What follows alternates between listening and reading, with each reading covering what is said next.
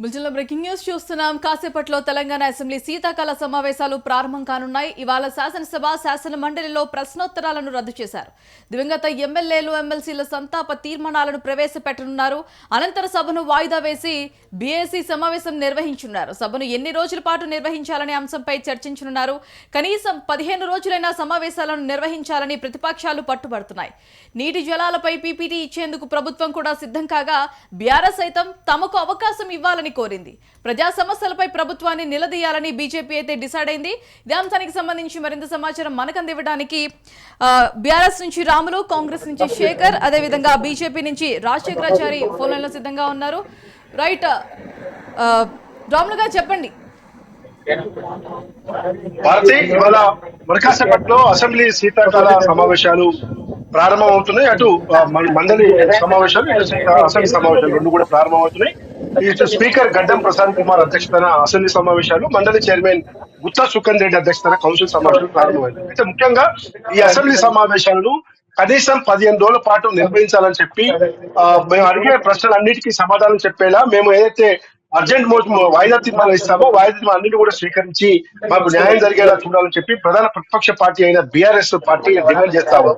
అయితే ఈ అసెంబ్లీ శీతాకాల సమావేశాలు మొత్తంగా కూడా సాగునీటి పారుదల ప్రాజెక్టులపైనే ముఖ్యంగా చర్చ జరిగే అవకాశం ఉంది. ముఖ్యంగా పాలమూరు రంగారెడ్డి ఎత్తిపోతుల ప్రాజెక్టు విషయంలో కాంగ్రెస్ పార్టీ ముఖ్యమంత్రి రేవంత్ రెడ్డి అనుసరిస్తున్న వైఖరిని ఇటీవల ఈ నెల 21వ తేదీన తెలంగాణ భవన్ లో మాజీ ముఖ్యమంత్రి బీఆర్ఎస్ పార్టీ అధినేత కేసీఆర్ ఆధ్వర్యం జరిగిన ఎల్పీ మరియు పార్టీ రాష్ట్ర కార్యవర్గ సమావేశంలో క్షుణ్ణంగా చర్చించారు. ఆయన కేసీఆర్ కూడా మీడియా సమావేశంలో మాట్లాడుతూ ఏపీకి చంద్రబాబు నాయుడికి దాసోహం పలికేందుకు కాంగ్రెస్ పార్టీ ప్రభుత్వం ఈ రోజు 90 టీఎంసీల వాటాను 45 టీఎంసీలకే ఒప్పుకొని వచ్చింది. దీనికి మా దగ్గర అన్ని పూర్తి ఆధారాలు ఉన్నాయి. గత బీఆర్ఎస్ ప్రభుత్వంలో దాదాపు 25,000 కోట్లు ఖర్చు పెట్టి అక్కడ పాలమూరు రంగారెడ్డి ఎత్తిపోతల ప్రాజెక్టు నిర్మాణ పనులు చేసి పంపులు కూడా ఆన్ చేశాము. దానివల్ల మహబూబ్నగర్, నల్గొండ, రంగారెడ్డి, హైదరాబాద్ ప్రజలకి తాగునీరు అందించేందుకు కూడా మేము ప్రయత్నం చేశాం. కానీ 2 ఏళ్ల కాంగ్రెస్ పాలనలో చట్టని మట్టి తీయకుండా ఉన్న పంపులను కూడా మూసేసి ఆ ప్రాజెక్టు పూర్తిగా నిర్వీర్యం చేసేందుకు నిర్లక్ష్యం చేస్తా ఉంది. దీనిపైన జలదోపిడి వ్యతిరేకంగా పెద్ద ఎత్తున పోరాటం చేస్తామని చెప్పి బీఆర్ఎస్ చెప్పింది.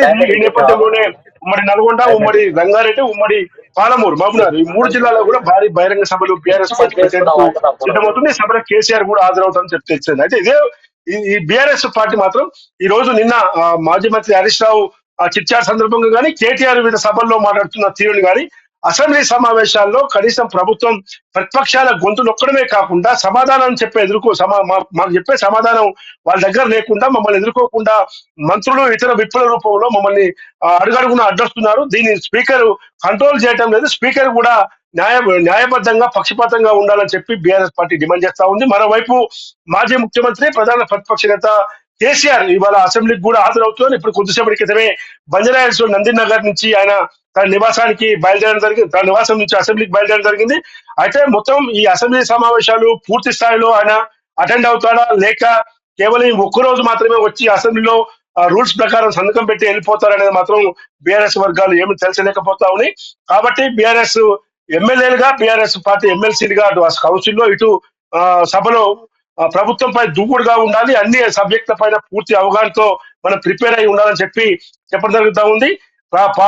నీటిపారుదల ప్రాజెక్టులే కాదు, ఏ సబ్జెక్ట్ కైనా మేము సిద్ధంగా ఉన్నాం. దమ్ముంటే ప్రభుత్వం ఎలాంటి చర్చకు తీస్తుందో ఆ చర్చకు మేము ఎదుర్కొంటామని చెప్పి హరీష్ రావు చెప్తున్న సంగతి తెలిసిందే. మరోవైపు ప్రభుత్వం కనుక అసెంబ్లీలో ప్రాజెక్టుల పైన పవర్ పాయింట్ ప్రజెంటేషన్ పీపీటీ ఇస్తే మాత్రం మాకు కూడా అవకాశం ఇవ్వాలి. గత బీఆర్ఎస్ ప్రభుత్వంలో కేసీఆర్ హయాంలో మేము ఎలాంటి ప్రాజెక్టు చేపట్టాము, ఏ విధంగా ప్రాజెక్టులు ఈ రోజు తాగునీటి రంగాలకు ఉపయోగపడ్డాయి, తెలంగాణ ప్రజలకు ఏం మేలు కలిగింది, గతంలో ఉన్న బీఆర్ఎస్ టీడీపీ హయాంలో ప్రాజెక్టులను ఎట్లా నిర్వీర్యం చేశారు, ఎట్లా నిర్లక్ష్యం చేశారు అనే అంశాలపైన మేము కూడా ఇస్తాము. రూల్స్ ఖచ్చితంగా మాకు కూడా ఇవ్వాలని చెప్పి హరీష్ రావు డిమాండ్ చేస్తా ఉన్నారు. కాబట్టి ఇవాళ సభ మాత్రం కేవలం 2-3 అంశాల విషయంలో అటు ముఖ్యమంత్రి రేవంత్ రెడ్డి, డిప్యూటీ సీఎం బట్టి విక్రమార్క, తుమ్మల నాగేశ్వరరావు, సీతక్కలు కొన్ని బిల్లులను ప్రవేశపెడతారు. డిప్యూటీ స్పీకర్ ఎన్నిక ఉంటుంది. తర్వాత సంతాప తీర్మానం ఉంటుంది కౌన్సిల్లో ఇటు సభలో. కాబట్టి ఈ అంశాల వరకే ఈ రోజు సభ పరిమితం అవుతుంది. కాబట్టి బీఆర్ఎస్ ఈ అంశాలతోనే ఉంటుంది. తర్వాత బీఎస్సీ సమావేశంలో మాత్రం బీఎస్సీ సమావేశానికి కూడా కేసీఆర్ అటెండ్ అవుతారా, కేవలం హరీష్ రావు ఒక్కడే అటెండ్ అయ్యి ఆ బీఎస్ సమావేశంలో పాల్గొంటారా, సభను 15 రోజుల పాటు పెట్టాలని చెప్పి డిమాండ్ చేస్తున్న బీఆర్ఎస్ పార్టీ కేసీఆర్ కూడా సభకు వస్తారా లేదనేది మాత్రం పూర్తి స్థాయిలో అటెండ్ అవుతారని మాత్రం బీఆర్ఎస్ పార్టీ చెప్పలేకపోతా ఉంది భారతి.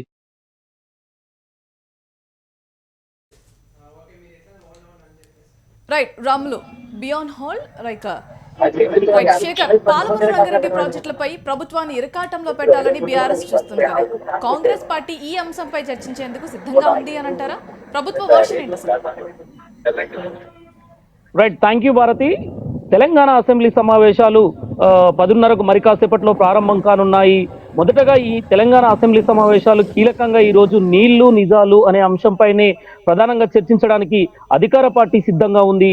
ప్రతిసారి బీఆర్ఎస్ పార్టీ అంటే బీఆర్ఎస్ పార్టీ అధ్యక్షుడు కేసీఆర్, మాజీ సీఎం గతం కొన్ని రోజుల క్రితం మీడియాతో మాట్లాడుతూ రంగారెడ్డి పాలమూరు ఎత్తిపోతల పథకాన్ని నిర్లక్ష్యం చేస్తున్నారు, కనీసం తట్టడి మట్టి కూడా తీయలేదని ఏదైతే ప్రధాన ఆరోపణ చేశారో దానిపైన తిప్పికొట్టేలాగా ప్రిపేర్ అయి రావాలి. ఖచ్చితంగా అధికార పార్టీ వాళ్ళు చేస్తున్న విమర్శల్ని ఈ తెలంగాణ ప్రజానికం ముందు, తెలంగాణ సమాజం ముందు అసెంబ్లీ సాక్షిగా ఎండగట్టాలి, వాళ్ళకు ఒక సరైన కౌంటర్ ఇవ్వాలి, సరైన ఆన్సర్ చెప్పాలి అని చెప్పి తెలంగాణ ముఖ్యమంత్రి సీఎం రేవంత్ రెడ్డి ఈరోజు అధికార పార్టీ కాంగ్రెస్ పార్టీ మాత్రం సిద్ధంగా ఉండాలి అని చెప్పేసి గత కొద్ది రోజులుగా చెప్తున్న పరిస్థితి. ఈ రోజు అసెంబ్లీ సమావేశాల్లో ప్రతిపక్షాలు ఏదైతే చేస్తున్న ఆరోపణలు ఉన్నాయో, పాలమూరు ప్రాజెక్టు విషయం కావచ్చు, కృష్ణానది జలాలు కావచ్చు, గోదావరి జలాలు కావచ్చు, వాటి హక్కుల కోసం రావాల్సిన టీఎంసీల నీళ్ల కోసం ఖచ్చితంగా కాంగ్రెస్ పార్టీ అధికార పార్టీ పోరాడుతున్నది, దాన్ని ఎక్కడ మేము తలొగ్గట్లేదు అనేది బలంగా వినిపించాలి. వాళ్ళు చేస్తున్న ఆరోపణలు తిప్పికొట్టడానికి అధికార పార్టీ మాత్రం సిద్ధంగా ఉన్నట్టుగా మనకు తెలుస్తుంది. దానికి సంబంధించి కూడా పవర్ పాయింట్ ప్రజెంటేషన్ ఇవ్వడానికి, పీపీటీ ఇవ్వడానికి కూడా అధికార పార్టీ సిద్ధపడుతున్న నేపథ్యంలో బీఆర్ఎస్ పార్టీ కూడా ప్రతిపక్ష పార్టీ ఖచ్చితంగా మాకు ఇవ్వాలని ఒక డిమాండ్ చేస్తున్నట్టుగా తెలుస్తున్నది. కానీ ఎట్టి పరిస్థితుల్లో అధికార పార్టీ మాత్రం పవర్ పాయింట్ ప్రజెంటేషన్ ద్వారా అసెంబ్లీలో ఈ తెలంగాణ సమాజం ముందు పెట్టాలి. ఏదైతే కేసీఆర్ చేసిన ఆరోపణలు ఏదైతే ఉన్నాయో ఆ విషయంలో 2023లో డిపిఆర్ 2023లో పాలమూరు రంగారెడ్డి ఎత్తిపోతల పథకం డిపిఆర్ బీఆర్ఎస్ హయాంలోనే అన్యాయం జరిగింది, కేంద్రం తిప్పి పంపింది అంటూ కాంగ్రెస్ ఎదురు కౌంటర్ ఇచ్చే ప్రయత్నం చేస్తున్నది. లేదు, గతంలోనే మీ ద్వారానే డిపిఆర్ కేంద్రం రిటర్న్ పంపినా కూడా స్పందిస్తలేరు అంటూ బీఆర్ఎస్ ప్రతిపక్ష పార్టీ ఆరోపిస్తున్న నేపథ్యంలో ఖచ్చితంగా దానికి సరైన ధీటైన జవాబు చెప్పాలి, అసెంబ్లీకి ఖచ్చితంగా ప్రిపేర్ అయి రండి అని చెప్పి గత కొద్ది రోజులుగా సీఎం రేవంత్ రెడ్డి అటు మంత్రులతోటి ఎమ్మెల్యేలతోటి ఎప్పటికప్పుడు వాకప్ చేస్తూ వాళ్ళకు దిశానిర్దేశం చేస్తూ అసెంబ్లీలో బలంగా మన వాణి వినిపించాలి, మనం సరైన జవాబు ఇవ్వలేకపోతున్నామని ప్రజల్లోకి వెళ్లే ప్రమాదం ఉంది కనుక ప్రతిపక్ష పార్టీ చేస్తున్న ఆరోపణలు ఖచ్చితంగా ఎట్టి పరిస్థితుల్లో అసెంబ్లీ సాక్షిగా ఎండగట్టాలి. దీనికి సంబంధించి మనం నీళ్లు నిజాలు అనే ఒకే అంశం మీద అసెంబ్లీలో ఖచ్చితంగా మన గళాన్ని బలంగా వినిపించాలి అని చెప్పేసి అధికార పార్టీ సిద్ధమైనట్టుగా తెలుస్తున్నది. అయితే దీనికి సంబంధించి ఇప్పుడు 10:30కు మాత్రం ఏదైతే చనిపోయిన మాజీ అసెంబ్లీ ఎమ్మెల్యేలకు వాళ్ళ సంతాప తీర్మానాల అనంతరం అలానే 3-4 బిల్లులు ప్రవేశపెట్టనుంది. ఆ కీలక బిల్లు అయిన జిహెచ్ఎంసీ ఏదైతే మున్సిపాలిటీలు విలీనమైందో దానికి సంబంధించి 300 డివిజన్లు ఏర్పాటు చేసిన నేపథ్యంలో దానికి సంబంధించిన బిల్లు కూడా అసెంబ్లీలో ప్రవేశపెట్టనున్నది. దీని తర్వాత ఈ నీళ్లు నిజాలు అనే అంశంపైనే ఖచ్చితంగా బీఆర్ఎస్ ప్రతిపక్ష పార్టీ చేస్తున్న ఆరోపణలు తిప్పికొట్టే విధంగా సిద్ధంగా ఉండడానికి మాత్రం కాంగ్రెస్ పార్టీ ఈ రోజు అంటే గత కొద్ది రోజులుగా దానిపైన ప్రిపేర్ అయి రాలేదు అనే వ్యాఖ్యలు కూడా వినబడద్దు. ఎట్టి పరిస్థితుల్లో బీఆర్ఎస్ ప్రతిపక్ష పార్టీ హరీష్ రావు, కేసీఆర్ హాజరుగానున్న నేపథ్యంలో వాళ్ళు వేసే ఆరోపణలను ఖచ్చితంగా ఎండగట్టాలి, అసెంబ్లీ సాక్షిగా ప్రతి దానికి సమాధానం చెప్పగలగాలి. మంత్రులు, ఎమ్మెల్యేలు అవగాహన ఉన్న వాళ్ళు దానిపైన నీటిపారుదల శాఖ పైన ఖచ్చితంగా పూర్తి స్థాయిలో ప్రతిపక్షాలకు ధీటైన జవాబు చెప్పాలి, తిప్పికొట్టాలి, కౌంటర్ ఇవ్వాలి అంటూ సీఎం చెప్పిన పరిస్థితిలో ఉన్న నేపథ్యంలో కాంగ్రెస్ మాత్రం అంతే ఉత్తేజంతో ఈ రోజు అసెంబ్లీకి హాజరైన పరిస్థితిని మనం చూసుకుంటున్నాము. దీనికి సరైన జవాబు చెప్పడానికి మాత్రం అధికార పార్టీ సిద్ధంగా ఉన్నట్టుగా మాత్రం తెలుస్తున్నది భారతి.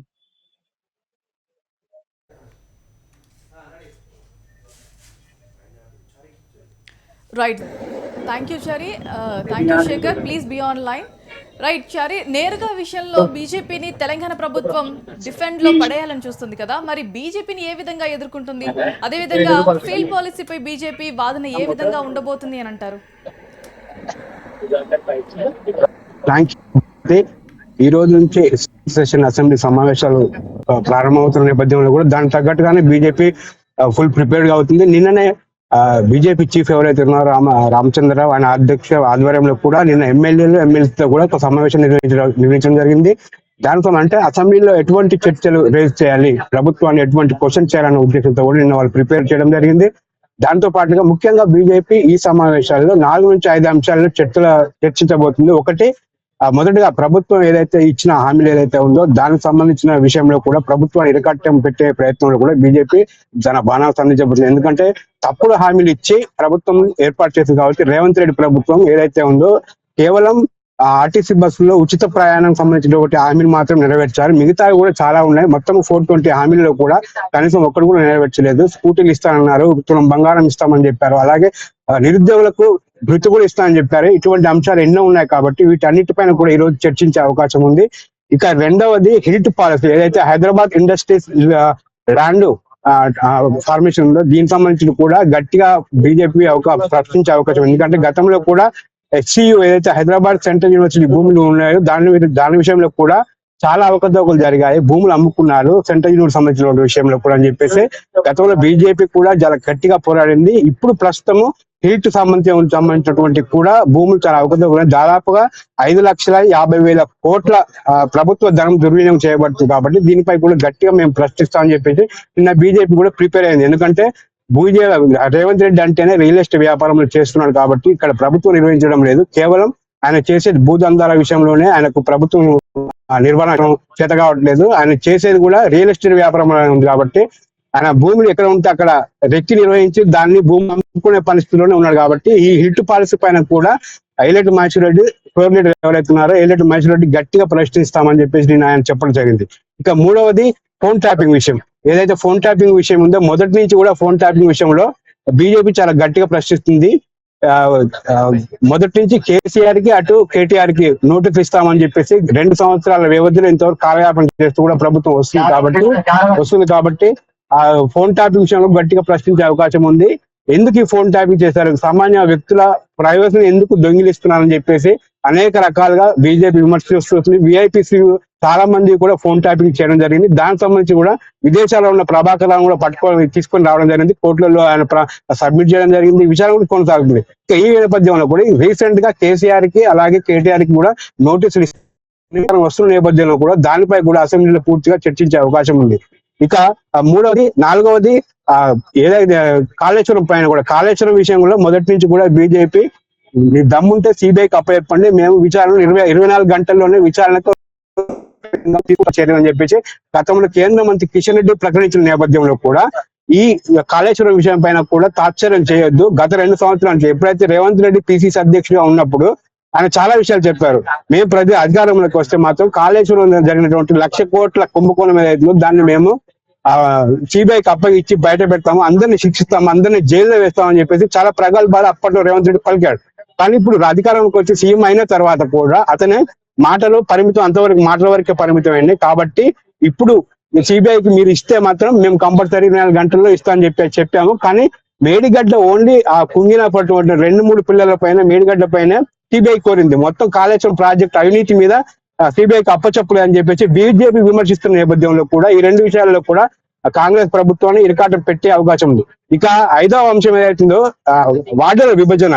జిహెచ్ఎంసీలో దాదాపు 20 మున్సిపాలిటీలు 7 కార్పొరేషన్ మొత్తం 27 మొత్తం కలిపి మున్సిపాలిటీలో జిహెచ్ఎంసీ కలపడం వల్ల కూడా ఇది వాటి నష్టం జరుగుతాయి. ఈ విభజన జరిగినప్పుడు కూడా ఎవరిని సంప్రదించలేదు, ఎవరిని పిలవలేదు, ఆల్ పార్టీస్ మీటింగ్ పెట్టలేదు, ఎటువంటి సమాచారం ఇవ్వకుండా అప్పటికప్పుడు సింగిల్ నైట్ లో కూడా జీవో తీసుకొచ్చి వార్డులో అస్తవ్యస్తంగా విభజించారని చెప్పేసి చెప్పారు. ఎందుకంటే ఇక్కడ మామూలు ఇక్కడ చివరిలో ఉన్న ఎల్బీనగర్ లో ఉన్నటువంటి ఒక కాన్స్టిట్యూన్సీ ఎక్కడో చార్మినార్ లో కలపడం అది సబబు కాదు, మళ్ళీ దీన్ని పునఃపరిశీలన అని చెప్పేసి బీజేపీ కూడా వాదిస్తున్న నేపథ్యంలో కూడా ఈ 5 అంశాలపై కూడా బీజేపీ కాంగ్రెస్ ను గట్టిగా అడిగే అవకాశం ఉంది. ఇక కేసీఆర్ ఈ రోజు వచ్చే అవకాశం ఉంది నేపథ్యంలో కూడా ఆయనకు వివరించే అవకాశం ఉంది. ఎందుకంటే బీజేపీ తన శేఖర్ హిల్ట్ పాలసీపై చర్చించే అవకాశాలు ఉన్నాయంటారు. భారతీయ హెల్త్ పాలసీ మీద మాత్రం చర్చించే అవకాశం లేదు. ఎందుకంటే ఏదైతే ప్రధానంగా అంటే బీఏసీ సమావేశంలో నిర్ణయిస్తారు, మొదటి రోజు మాత్రం ఖచ్చితంగా ఎట్టి పరిస్థితిలో నీళ్లు నిజాలే అనే అంశాలపైనే చర్చించాలని మాత్రం ప్రభుత్వం పట్టుబడుతున్నది. దానికి సంబంధించే ఎందుకంటే కేసీఆర్ అదే ఆరోపణలు చేశారు కనుక ఖచ్చితంగా రంగారెడ్డి ఎత్తిపోతల పథకం పైన ప్రధాన ఆరోపణ, కృష్ణా గోదావరి బేసిన్లలో లభించే నీటి లభ్యత పైన టీఎంసీలు మనకు దక్కాల్సిన టీఎంసీల నీటి లభ్యత పైన వీటిపైన ఈ రోజు నీళ్లు నిజాలనే అంశాన్ని ఖచ్చితంగా ఈ తెలంగాణ సమాజం ముందు, తెలంగాణ ప్రజల ముందు ఉంచాలి, అసెంబ్లీ వేదికగానే ఉండాలి. ఇంకోటి ప్రతిపక్ష నేత కేసీఆర్ హాజరవుతున్న నేపథ్యంలో ఖచ్చితంగా ఇప్పటికే స్వాగతం చెప్తున్నాము. ఆయన ఎట్టి పరిస్థితుల్లో తను ఏదైతే ఆరోపణలు చేశారో రంగారెడ్డి ఎత్తిపోతల పథకం మీద, ఖచ్చితంగా దానికి సంబంధించి ఈ రోజు కేసీఆర్ సరైన సూచనలు, దానికైనా ఎంత కోసమైనా చర్చించేందుకు, నీళ్ల నిజాల అంశాలపైన చర్చిస్తేందుకు ప్రభుత్వం మాత్రం సిద్ధంగా ఉంది అంటూ సవాల్ విసురుతున్న పరిస్థితి. దానికి సంబంధించి ఈ రోజు మాత్రం ఖచ్చితంగా నీళ్ల నిజాల అంశాలపైనే చర్చించే అవకాశం ఉంది. ఒకవేళ 2 తారీఖు ఈ రోజు ఈ సంతాప తీర్మానాలు, తర్వాత నీళ్లు నిజాల అంశాలపైన, బిల్లుల అంశాలపైన తర్వాత డిఎస్సి సమావేశంలో ఏమైనా నిర్ణయం తీసుకుంటే మాత్రం లిటు పాలసీ పైన కూడా ఆలోచించే అవకాశం ఉంది. కానీ ఎట్టి పరిస్థితుల్లో మాత్రం ఈ కృష్ణా నది జలాలు, గోదావరి జలాలపైనే చర్చ జరగాల్సిందే అంటూ సీఎం పట్టుబడుతున్న నేపథ్యంలో దానికి సంబంధించి పవర్ పాయింట్ ప్రజెంటేషన్ కూడా మంత్రి ఉత్తమ్ కుమార్ రెడ్డి ప్రిపేర్ అయ్యారు. దాన్ని ఎట్టి పరిస్థితుల్లో ఈ రోజు ప్రతిపక్షాలు చేస్తున్న విమర్శలను తిప్పికొట్టే విధంగా ప్రభుత్వం మాత్రం సిద్ధపడి వచ్చిన పరిస్థితి అయితే కనబడుతున్నది ఈ అసెంబ్లీ సెషన్ లో. అంటే కీలక బిల్లు ఒకటి ఉంది, ఆ జిహెచ్ఎంసీ సంబంధించిన బిల్లుని ప్రవేశపెట్టిన తర్వాతనే ఈ నీళ్ల నిధుల నిజాలు అనే అంశాలని ఖచ్చితంగా లేవనెత్తాలని ఇచ్చిన పరిస్థితి Bharati. Right Shekhar, thank you. Chari చెప్పండి. తప్పకుండా ఈ నీళ్ళ ప్రభుత్వం 299 చేసుకుంది. మరణ శాస్త్రం తెలంగాణకు నీటి కేటాయింపులు అని చెప్పేసి ఇప్పటికే కూడా చెప్తున్న నేపథ్యంలో కూడా దీనిపై కూడా బీజేపీ చాలా గట్టి చర్చనే కొనసాగించే అవకాశం ఉంది. ఎందుకంటే టీఆర్ఎస్ ప్రభుత్వం ఉన్నప్పుడు కూడా డిపిఆర్ వాపసు వచ్చింది. ఇప్పుడు తెలంగాణ తర్వాత ఇప్పుడు మళ్ళీ కాంగ్రెస్ ప్రభుత్వం కూడా 2 సార్లు డిపిఆర్ వాపసు వచ్చిన నేపథ్యంలో కూడా ఈ డిపిఆర్ పై కూడా చర్చించే అవకాశం ఉంది. ఎందుకంటే ఒక ప్రాజెక్ట్ కట్టినప్పుడు దానికి టీఎంసీలో కొన్ని నిర్ణయిస్తాము. ఈ టీఎంసీలు మనము కొన్ని రిక్వైర్మెంట్ పెట్టినప్పుడు ఎన్ని టీఎంసీలు మనము ఎట్లా దాన్ని డివైడ్ చేసుకుంటాం, ఎట్లా మనము యూటిలైజ్ చేసుకుంటాం అనే విషయంలో కూడా డిపిఆర్ సరిగ్గా లేదు గతంలో బీఆర్ఎస్ ప్రభుత్వం అని చెప్పి చెప్పిన నేపథ్యంలో దాన్ని ఉల్టా రివర్స్ పంపించారని చెప్పేసి కాంగ్రెస్ చెప్తుంది. కాబట్టి ఈ 2 విషయాలు కూడా డిపిఆర్ పైన కూడా గతంలో ప్రభుత్వం కావచ్చు, ఇప్పుడు పంపించిన ప్రభుత్వం కావచ్చు, డిపిఆర్ ఎందుకు వాపసు వచ్చాయనే విషయంలో కూడా బీజేపీ చాలా గట్టిగా ప్రశ్నించే అవకాశం ఉంది భారతి.